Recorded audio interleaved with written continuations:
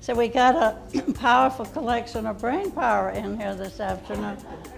It's really great looking around the room and seeing all of you familiar faces, most of you. I think we'll have a good time. We have 4 1.5-hour sessions of what we call Maximize Your Mind. And for things that you really do want to remember, like if you just met somebody, you want to remember their name, say it out loud so you'll hear it, write it down as Lou said, so you're doing something kinesthetic, and see it, visualize it, so you picture it. And the more you do that, the more likely it is you're going to hold on to that information. Does anybody remember the 3 things I asked you to remember from last week? I said 3 things. We're going to show you a picture. What do you think they are doing? And what are they thinking? So now, in terms of productive thinking, we talk about thinking to make something new, such as an idea, an event, an object, or a solution to a problem. Have we done anything new so far in this session today? We gave some new information, Yeah. concept new of information. inferences.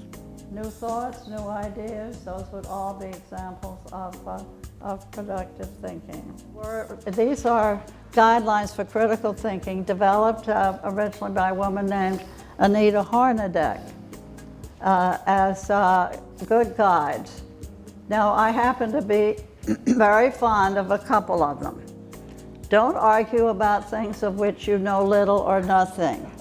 I always think that's a useful guideline. Take a background check for that. And my most favorite of all is know when you need more information. So productive thinking, and of course that can also be considered creative thinking.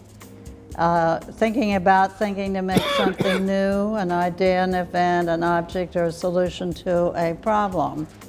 I think of groups and clubs that have projects and need to bring them into realities, an example or practical example. And then, of course, analytic thinking is deciding what to believe and how to behave.